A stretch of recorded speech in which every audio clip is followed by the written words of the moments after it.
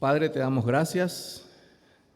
Gracias, Señor, en esta mañana por tu misericordia sobre nuestras vidas, Señor. Gracias porque si estamos aquí sentados es porque tú lo quieres, Señor, porque tú eres soberano, porque tú eres amoroso, poderoso, misericordioso, compasivo con nosotros, Señor. Gracias por tu precioso evangelio, Señor, que nos diste y lo clavaste en nuestro corazón. Gracias, Señor, porque te conocemos por medio del Espíritu Santo y por medio de tu palabra, Señor. Guíanos en esta mañana en tu verdad, porque tu palabra es verdad, Señor. Guíanos, Señor, a Cristo en esta mañana, Señor, que podamos contemplar la hermosura de nuestro Señor Jesucristo, que podamos contemplar el Evangelio y amarlo más y más, que podamos reconocer nuestros pecados en esta mañana, Señor, y aborrecerlos cada día, Señor. Entender lo que es el verdadero espíritu de la Navidad y saber discernir del falso espíritu de la Navidad, Señor. Glorifícate hoy en tu palabra, glorifícate en nuestras vidas, glorifícate en el culto, Señor, porque solo para ti es la gloria en esta mañana y toda la honra también. En el nombre de Jesús, amén. Filipenses, capítulo 2, vamos a preparar ahí, Filipenses, capítulo 2.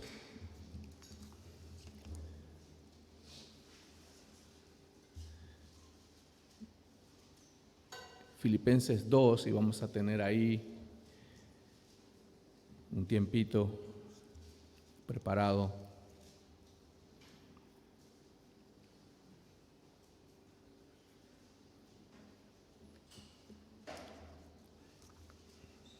A ver si me sale, hice un pequeño curso de alemán con Julian y Avia. Ahora Avia me enseñó una palabra. Stille Nacht. No sé si lo dije bien. Después le voy a mostrar la grabación a Julian. Stille Nacht significa noche de paz en alemán. Noche de paz. Más o menos eso significa en alemán. Y usaron esta palabra en la Primera Guerra Mundial. En la Primera Guerra Mundial, en 1914. Si buscan en internet, se titula La tregua de la Primera Guerra Mundial o la tregua de la Navidad. El 24 de diciembre de 1914 era el año que comenzaba la Primera Guerra Mundial. Eran los alemanes contra los aliados. Y estaban combatiendo fuertemente en territorio francés y belga, más o menos, y había trincheras donde estaban los alemanes y estaban los ingleses del otro lado combatiendo fuertemente, matándose, tiroteándose. Pero el 24, ese día 24 cuenta la historia que los alemanes empezaron a iluminar la trinchera y a decorar la trinchera. Luego se escucha en la trinchera alemana que estaban cantando Noche de Paz y pidieron a los ingleses, se juntaron los soldados para cesar el fuego por esa noche y brindar juntos por la Navidad, tener esa noche de paz, de tranquilidad. Y cuenta la historia que se compartieron regalos, lo que tenían en sus mochilas de soldado. Tenían bebidas, cigarrillos, tenían chocolates, tenían algún botón del uniforme de recuerdo para darle al soldado enemigo. También cuenta la historia que se abrazaron y cantaron Feliz Navidad o Noche de Paz. Y cuenta la historia que leyeron juntos el Salmo 23 y se pusieron de acuerdo que esa semana haya una tregua y puedan juntar a los cadáveres y sanar a los heridos en combate. Y se pusieron de acuerdo inclusive en desobediencia a las autoridades que no querían que pare la guerra, pero ellos pararon la guerra. hasta después de Año Nuevo. Siguieron en celebración, siguieron en paz, siguieron cantando y leyendo la Biblia, lloraban, se abrazaban, hasta hicieron amistades alemanes, ingleses, y cuenta la historia que jugaron un partido de fútbol. ¿Quién ganó? Alemania ganó. 3-2. 3-2. Pero perdieron la guerra al final. Cuenta como una parte cómica la historia ahí, ¿no? Ganaron el partido, pero perdieron la guerra. Bueno, y cuando alcanza el 3-4 de enero, termina la noche de paz. Termina la paz. Y se dijeron, tenemos que seguir peleando. ¿Y qué pasó? Se siguieron matando entre ellos. Y fue algo impresionante. Ellos pensaron que ese era el espíritu de la Navidad. Un tiempito de paz y armonía. Es lo que la gente piensa hoy también afuera, ¿no? Que este mes somos todos amigos, estamos todos en paz. El yerno con la suegra se llevan bien, la nuera con la suegra también. Hay una tregua, los matrimonios no se van a pelear tanto porque viene la Navidad. Con mis familiares no me voy a pelear porque es un tiempo de paz, es un tiempo de tregua. Después todo el año nos podemos matar. Porque es el espíritu de la Navidad.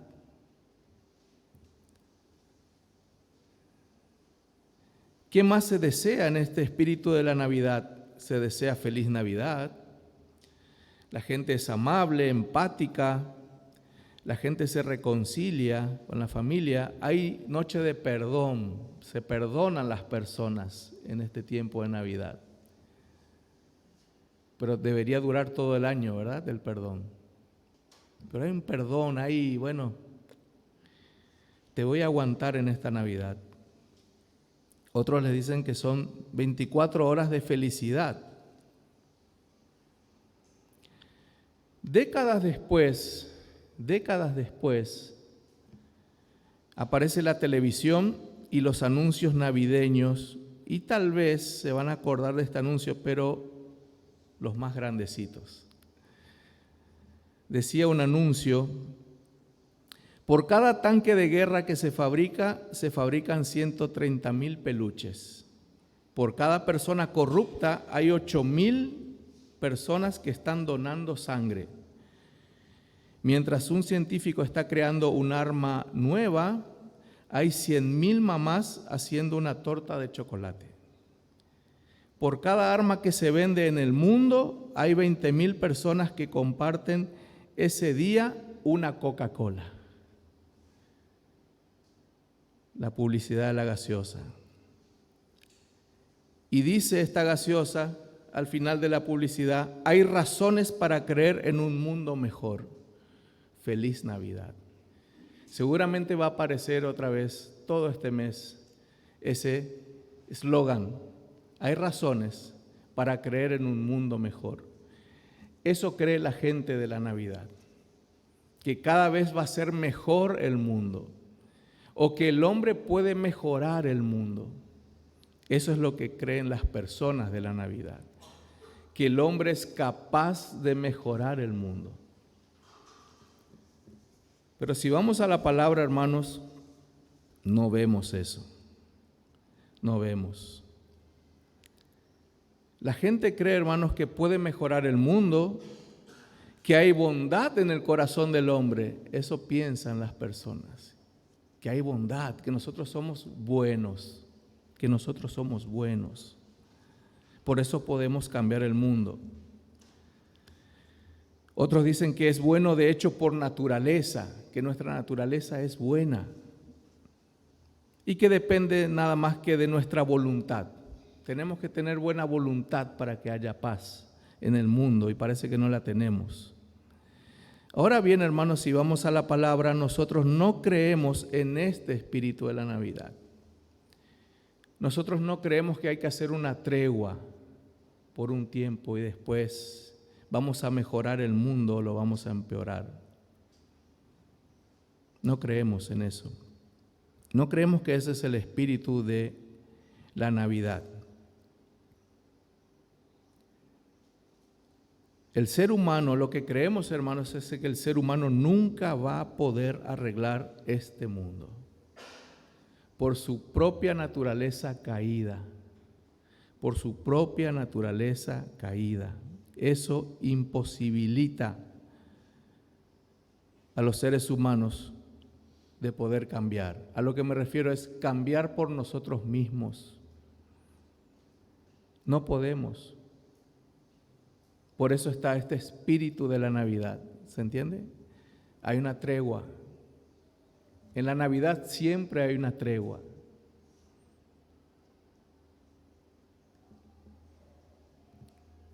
La palabra puede comprobar, hermanos, que no somos capaces de mejorar el mundo, a no ser que esté el Señor con nosotros, a no ser que sea por medio del Espíritu Santo.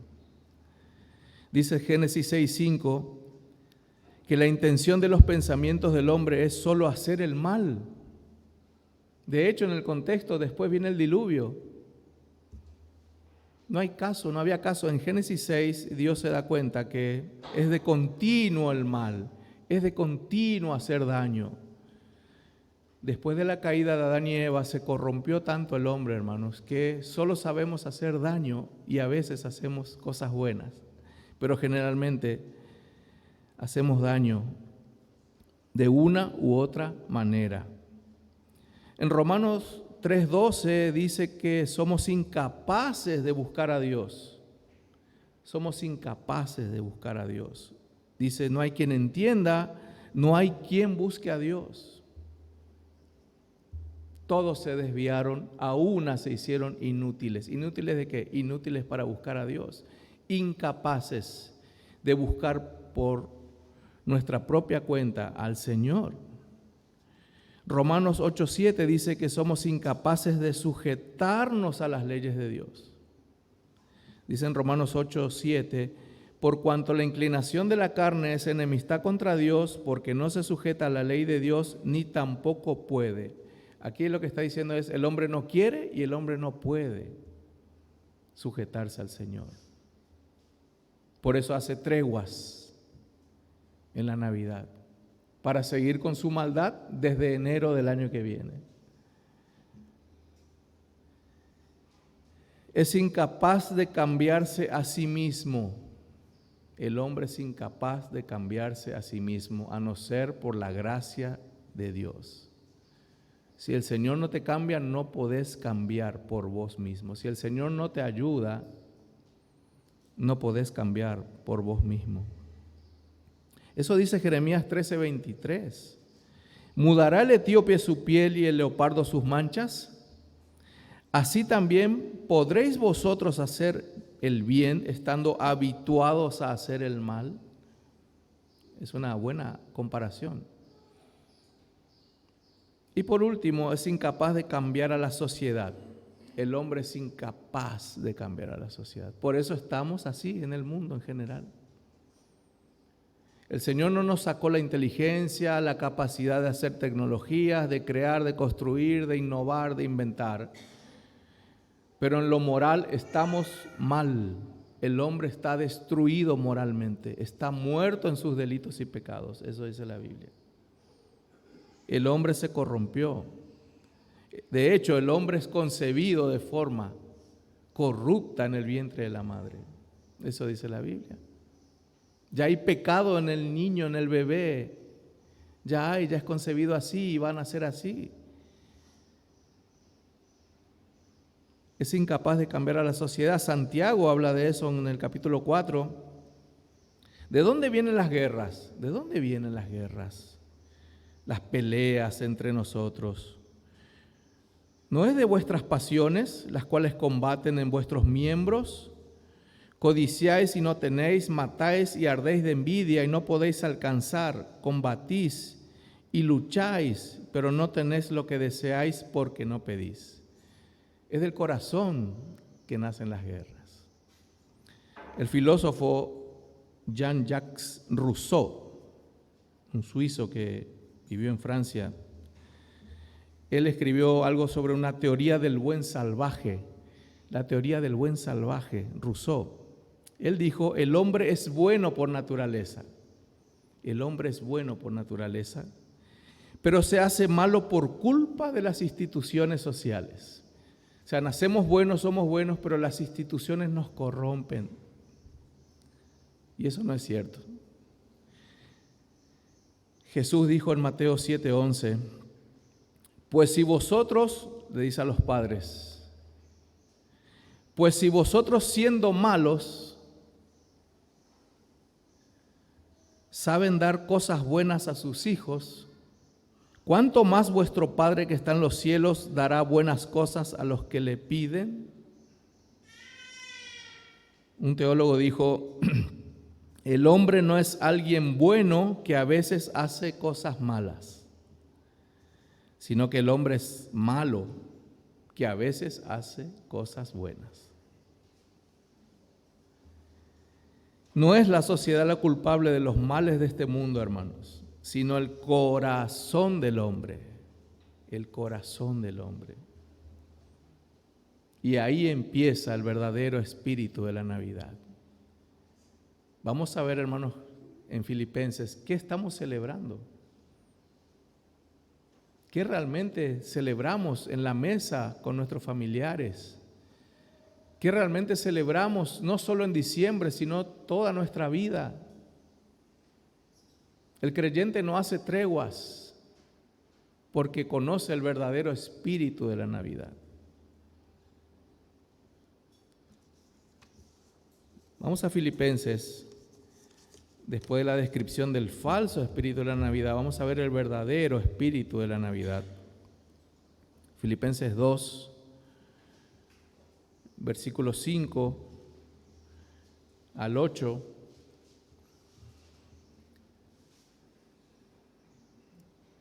Haya pues en vosotros este sentir que hubo también en Cristo Jesús, el cual siendo en forma de Dios no estimó el ser igual a Dios como cosa que aferrarse, sino que se despojó a sí mismo, tomando forma de siervo, hecho semejante a los hombres, y estando en la condición de hombre, se humilló a sí mismo, haciéndose obediente hasta la muerte y muerte de cruz, por lo cual también Dios lo exaltó hasta lo sumo y le dio un nombre que es sobre todo nombre, para que en el nombre de Jesús se doble toda rodilla de los que están en los cielos y en la tierra y debajo de la tierra, y toda lengua confiese que Jesucristo es el Señor, para gloria de Dios Padre. Para entender este pasaje hay que entender la carta de Filipenses.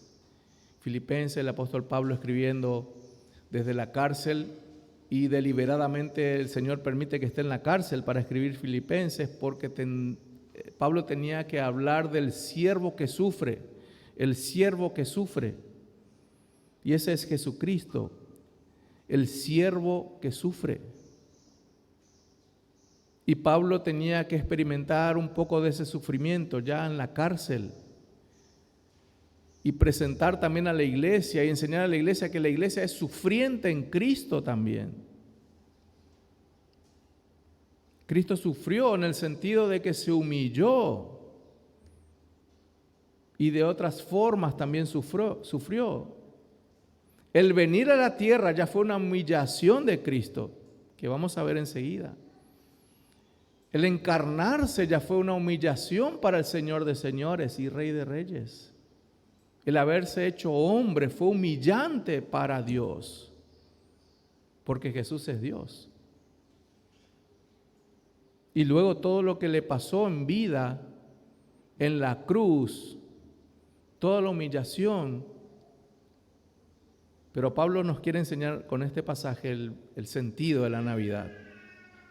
¿Qué significa la Navidad para la iglesia? ¿Qué es la Navidad? Toda la carta nos habla de unidad y soportar en el sufrimiento. Pablo hace un llamado a la unidad de la iglesia en Filipenses. De hecho, si van al capítulo 4, hay una exhortación para Evodia y Síntique, dos hermanas que estaban posiblemente en el liderazgo de la iglesia, en algún sentido, y eran de renombre y eran importantes en la iglesia, pero estaban divididas y peleadas. Y Pablo rogaba que se unan porque hay un llamado a la unidad en medio del sufrimiento. Y pone de ejemplo a Cristo como el siervo humilde y sufriente para que la iglesia sea humilde y sufriente y para que esté unida por medio de la humildad, por medio de la humildad. Si leen toda la carta, Pablo habla de eso. Todo lo puedo en Cristo que me fortalece. Habla de un estado de sufrimiento de la iglesia. Sufrimiento porque estamos en este mundo, sufrimiento porque tenemos que tratar con nuestra carne, con nuestro pecado, tenemos que ser humildes. Solo así puede haber gozo en la Navidad. De hecho, también se llama la carta del gozo del Señor, Filipenses. La fórmula para el gozo de la iglesia no es el éxito económico o profesional. La iglesia se goza y se alegra cuando sufre por causa del Evangelio.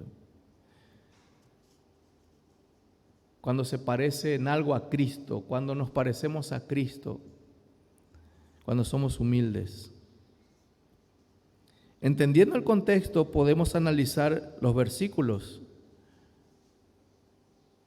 y podemos ver aquí del 5 al 11 tres razones para entender el espíritu de la Navidad.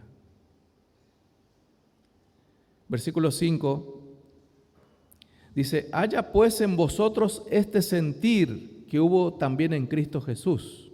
Haya pues este sentir. ¿Qué sentir? Fíjense, vaya conmigo al versículo 3 y 4 para entender el contexto. Nada hagáis por contienda o por vanagloria, antes bien con humildad, estimando cada uno a los demás como superiores a él mismo, no mirando cada uno por lo suyo propio, sino cada cual también por lo de los otros. Ese sentir tiene que haber para entender el espíritu de la Navidad. Aquí sentir significa algo así como estar mentalmente dispuesto. Yo me dispongo a ser humilde. Que no es algo que viene con una varita mágica o del cielo. Señor, haceme humilde. No, me dispongo a ser humilde. Me dispongo a sufrir por el Evangelio. Uno está predispuesto mentalmente.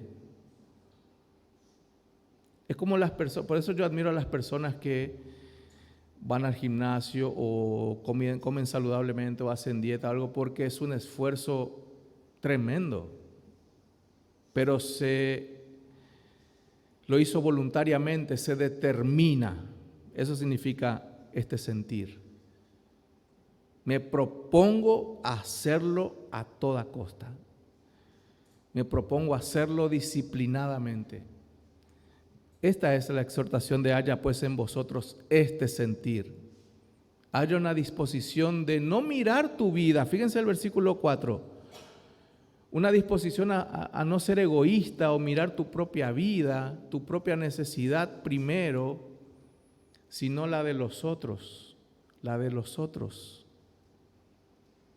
para entender el espíritu correcto de la Navidad, mirando a los otros. Eso hizo Cristo. Vamos a ver el ejemplo de Cristo, que fue humilde en ese sentido, mentalmente dispuesto. Entonces, ¿cuál es, hermanos, la primera razón? Tenemos que obedecer, tenemos que estar dispuestos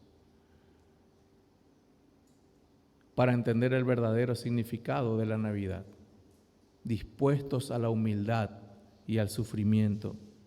Y no es fácil, porque eso implica todo el resto.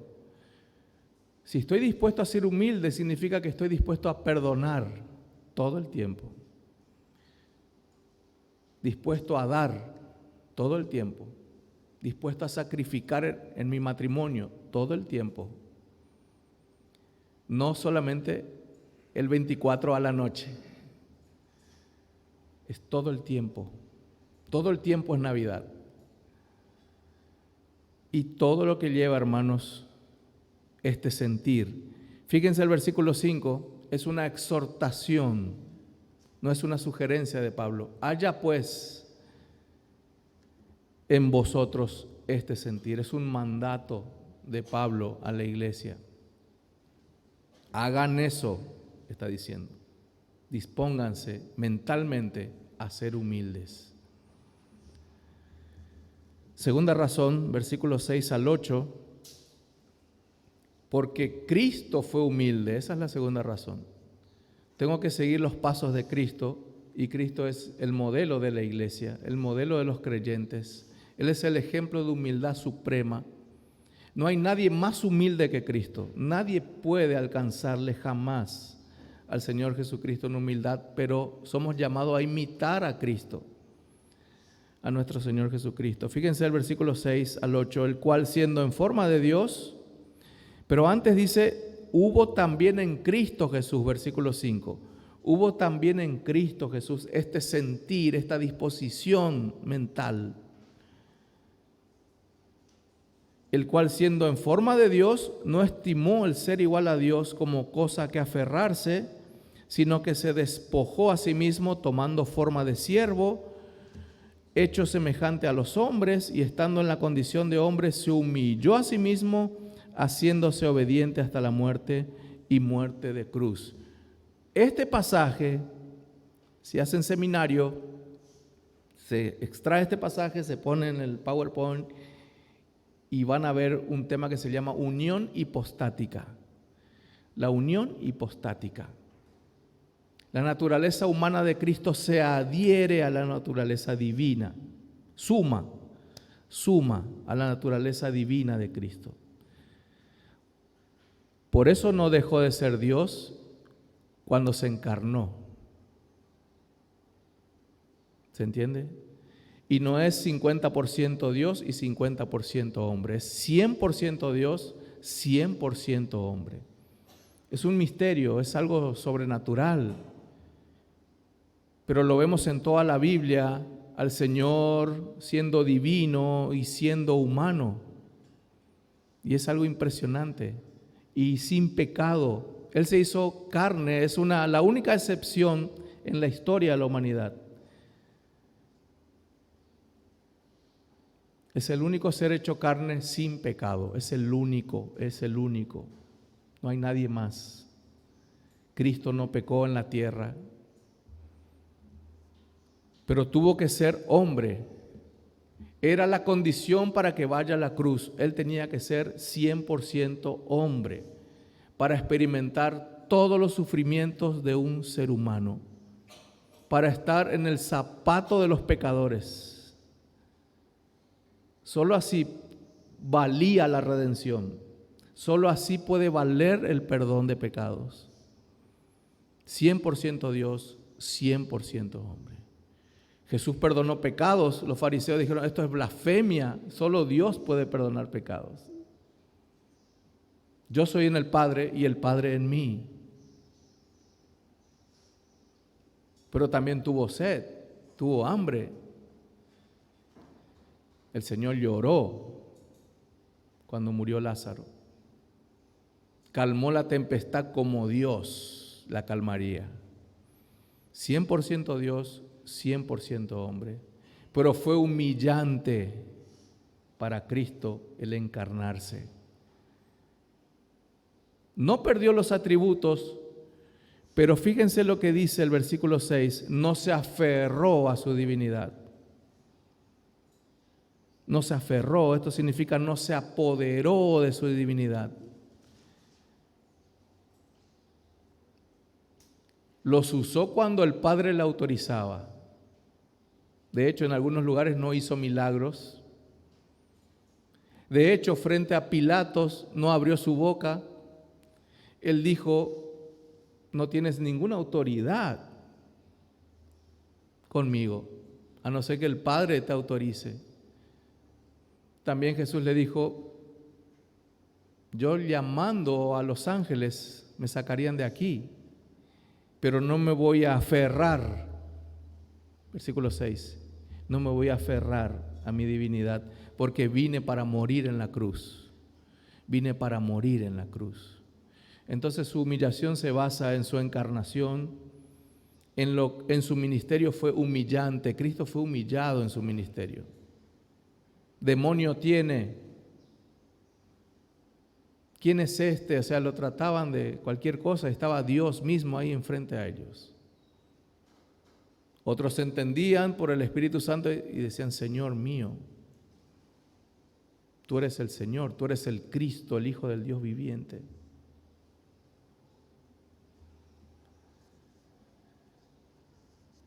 Fíjense lo que dice el versículo 7, se despojó, se vació a sí mismo y tomó forma de hombre o siervo. Aquí es lo mismo. El versículo 8 habla de eso también, que estaba en la condición de siervo o de hombre. Aquí no habla solo de prestar servicio, sino de su encarnación, que fue humillante su encarnación. Forma de siervo, hecho semejante a los hombres, y estando en la condición de hombre, se humilló a sí mismo. Y la tercera humillación es que obedeció completamente al Padre, estando en condición de hombre. Lo que Adán no pudo hacer como el representante humano, lo hizo Cristo. Lo hizo Cristo. Vencer al pecado, obedecer totalmente a Dios. En griego es huperupso o huperupseo. Versículo 9, Dios lo exaltó, esa palabra en griega significa eso, lo exaltó, lo puso en lo más alto, lo puso en el lugar más alto que alguien puede estar. Cristo fue el que más se humilló hasta lo sumo, pero el que más fue exaltado hasta lo sumo. Hermanos, lo que vamos hablando es el espíritu de la Navidad. Eso es lo que celebraremos el 24. Y el 25, el 26, el 27, enero, febrero, marzo, abril, mayo, junio, julio. No hay tregua. No hay tregua. La iglesia debe ser humilde todo el año. La iglesia debe reconocer sus pecados todo el año. La iglesia debe estar mentalmente dispuesta todo el año. El mismo sentir que Cristo tuvo.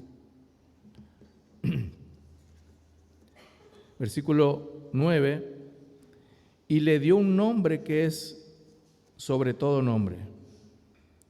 Le dio un nombre que es sobre todo nombre, para que en el nombre de Jesús se doble toda rodilla de los que están en los cielos, en la tierra y debajo de la tierra. Esa es la exaltación suprema del Señor. El plan redentor estaba expresándose aquí en el pasaje. Hermanos, en el final de los tiempos, cuando Cristo ya reine por la eternidad, aún los que están en el infierno, esto dice aquí la Biblia, van a tener que reconocer al Señor. Reconocer al Señor, todos, en el cielo, en la tierra y debajo de la tierra, todos, hasta sus enemigos. Versículo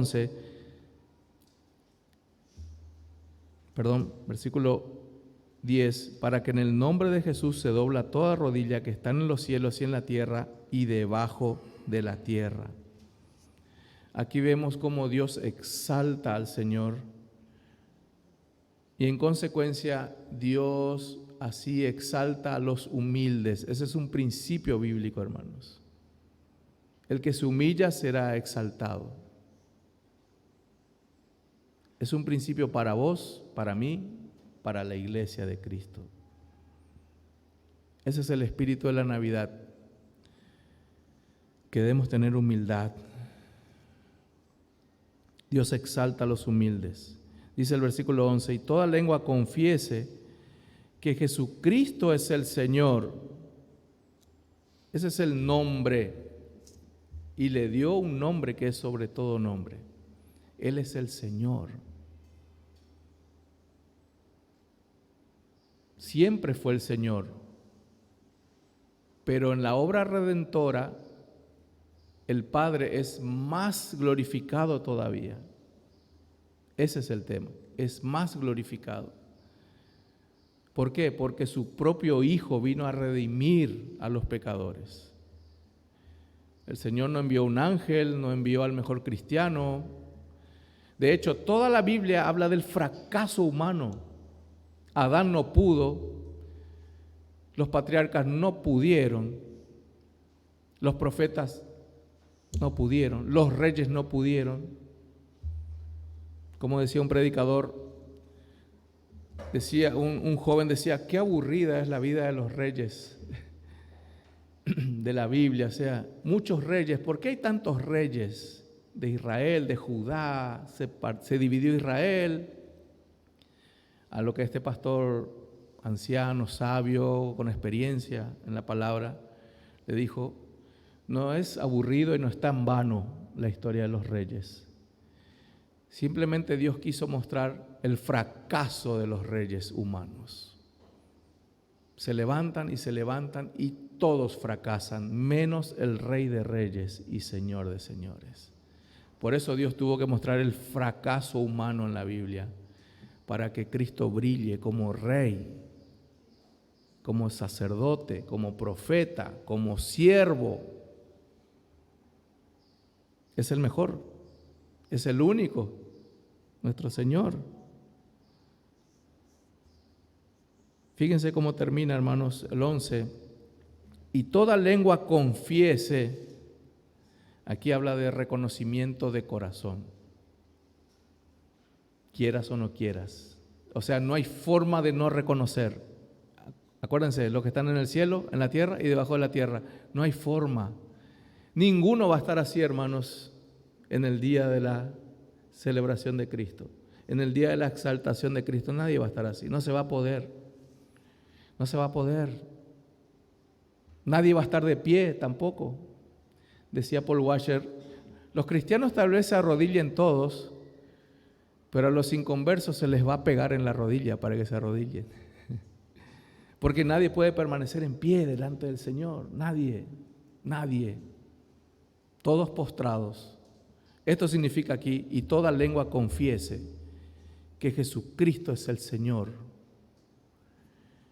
Y el objetivo, fíjense al final, una palabra cortita pero profunda, para gloria de Dios Padre. Ese es el espíritu de la Navidad, hermanos. Cristo vino, se encarnó, vivió una vida que no podemos vivir, se humilló hasta lo sumo, fue a la cruz, resucitó y hoy es Señor.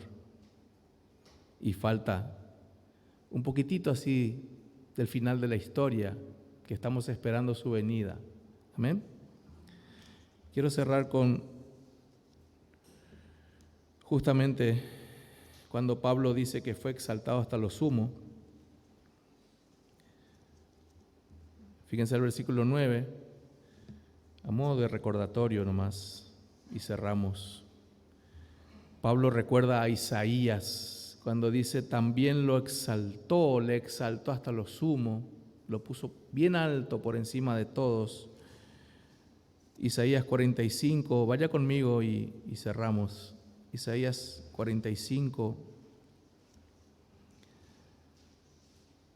22 y 23. Isaías 45,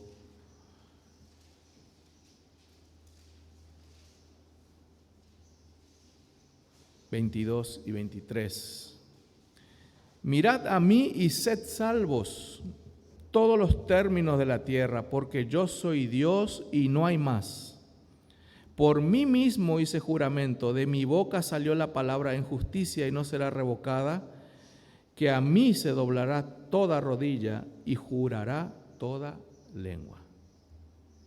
Eso estaba recordando Pablo en esta parte final de Filipenses. ¿Qué nos queda hacer a nosotros, hermanos? Olvidarnos de las treguas. No hay treguas para el que quiere pasar una verdadera Navidad. Los creyentes no hacemos treguas. Perdonamos y después odiamos. Celebramos y después queremos matar. Nos arreglamos un tiempito, después todo el año hasta la próxima Navidad estamos peleándonos, o peleando con el mundo, o peleando con la familia. ¿Qué nos queda, hermanos, para entender el espíritu de Navidad? Humillarnos ante el Señor. Él se humilló. ¿Quiénes somos nosotros para no humillarnos? Segundo, estar dispuestos. Haya pues ese sentir. Pedirle al Señor esa gracia para tener disposición. Y eso va a tratar con tu carne, con tu orgullo, pero es para tu bien. Es para tu bien. Amén. Y el Señor no solamente se exaltará por la historia de Cristo, sino que el Señor va a ser exaltado por tu historia delante de Dios. Oremos.